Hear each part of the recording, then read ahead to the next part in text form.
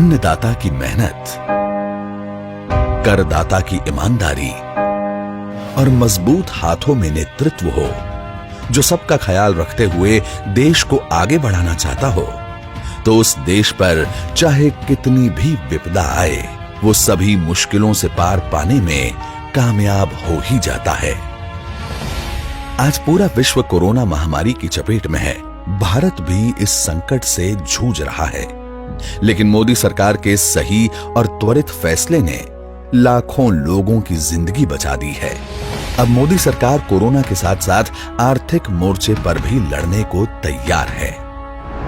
मोदी सरकार एक तरफ 20 लाख करोड़ का आत्मनिर्भर भारत पैकेज देकर भारत को आत्मनिर्भर बनाने की दिशा में आगे बढ़ रही है, वहीं प्रधानमंत्री गरीब कल्याण योजना के तहत प्रवासी मजदूरों को अपने गांव में ही रोजगार मिले, इसकी व्यवस्था में जुटी हुई है।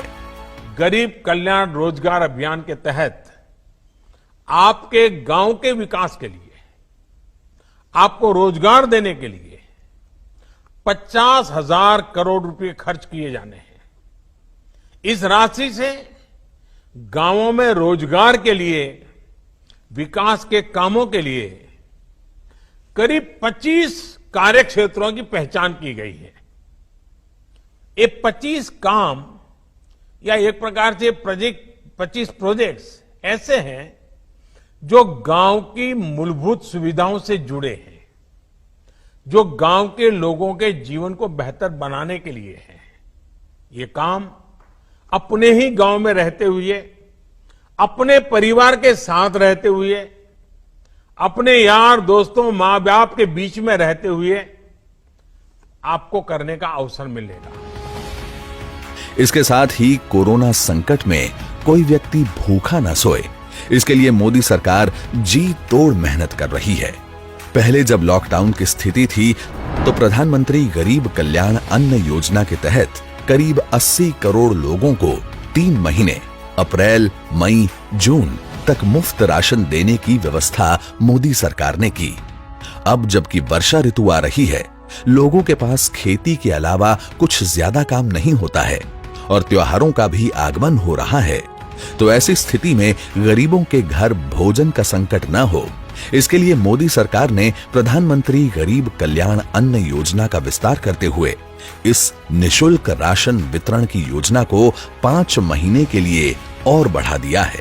यानी दिवाली, छठ पर्व जो नवंबर में होता है, तब तक 80 करोड़ लोगों को 5 किलो चावल या गेहूं, साथ में हर परिवार को 1 किलो चना निशुल्क मिलेगा। इस पर मोदी सरकार 90,000 करोड़ रुपए से ज्यादा खर्च करने वाली है और इसमें अगर पिछले 3 महीने का खर्च भी जोड़ दिया जाए तो 1.5 यानी 1.5 लाख करोड़ का खर्च सरकार जरूरतमंद लोगों के लिए भोजन की व्यवस्था पर कर रही है। ये है मोदी सरकार की संवेदनशीलता। ऐसा है मोदी सरकार का अंत्योदय का सपना, जहां कोई भूखा ना सोए।